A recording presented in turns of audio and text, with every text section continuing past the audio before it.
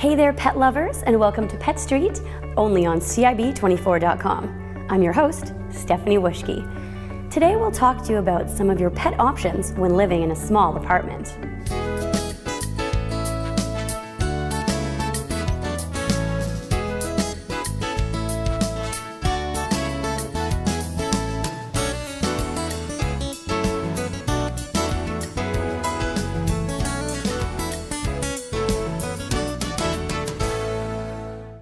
Not everyone living in the GTA has the luxury of a large backyard with acres of space for our pets to frolic outside.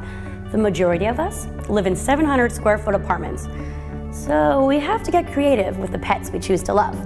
A cat is always my first choice. They make great companions and are very clean when trained, except of course for the kitty litter.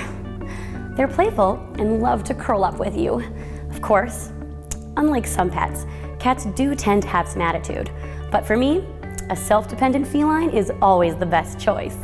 Maybe you're looking for a not-so-typical pet to accommodate your small space. A pet rabbit could work for you. Like every animal, they have their own distinct personality, but most bunnies like to be pet and snuggled like cats and dogs, and can also be quite affectionate.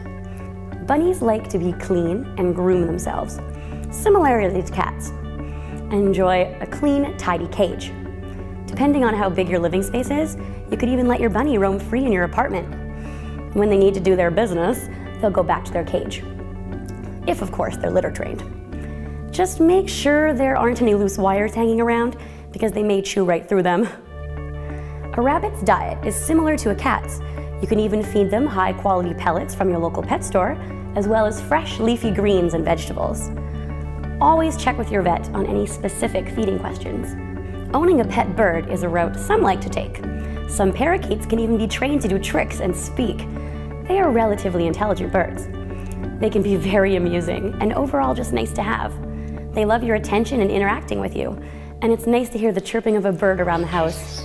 Of course, the cage cleaning is a downside, but it's no more work than poop scooping or changing a litter box for your cat. You should have space to let your little buddy fly around and stretch, unless you plan on buying a very large cage. Birds are very delicate animals, so they always need TLC to stay happy and healthy. There are plenty of furry friend options, but what about some of our not-so-furry ones? For anyone with allergies, owning a lizard could be a fun, hypoallergenic option for you. But as always, it's important to do your research. While a lizard may be inexpensive, the equipment needed to properly care for one may cost many times more than the lizard itself. It's always important to find out what size the lizard will grow to be. Most lizards are small, but some can grow to be 5 or 6 feet. Of course, this depends on the species. Iguanas, water dragons, some snakes, and tortoises will grow to require a large terrarium. However, many species only need a 20-gallon terrarium, in which they spend their whole lives. So this works very well in a small apartment. Unlike many pets, lizards don't make noise, so you won't have to worry about them waking up crying for their breakfast. One downside is they won't bond with you, and as long as you keep them fed and watered, they really won't care if you're around. So if you're looking for a pet that won't keep you tied down, this could be a great option for you. So what are some choices on where to adopt a pet in Toronto? Being a big city, we definitely have our options. Here are a few places you could check out. The Toronto Humane Society mission statement is to promote the humane care and protection of all animals and to prevent cruelty and suffering. By adopting a pet from them, you're helping out an animal in need and giving them a forever home. They have all sorts of pets to choose from: cats, dogs, birds, hamsters, even turtles. Adopting a pet is a lifetime commitment, so there is an adoption process when going through the Humane Society. After choosing your pet, you must fill out an application and do a short interview with the staff. Your personal interview with an adoption staff member will determine if the animal you have chosen is the right one for you, and that you are the right owner for him or her. The Humane Society isn't your only option, of course. You have the option of going through a registered breeder, pet store, or even Kijiji.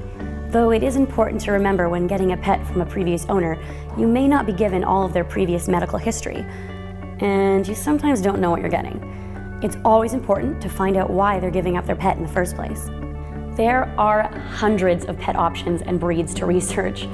It's best to take your time and see what would work best for you. Maybe something as small as a hamster, or as large as a Great Dane. Overall, it's just important to take into consideration the space you're bringing the animal into, what you can offer your pet in time and love, and where the pet's coming from. So, everything in mind, get out there and find a new family member to come home to. That's all for this week's installment of Pet Street, only on CIB24.com. Don't forget to like us on Facebook, follow us on Twitter, and subscribe to our YouTube and Daily Motion channels. Thanks for watching.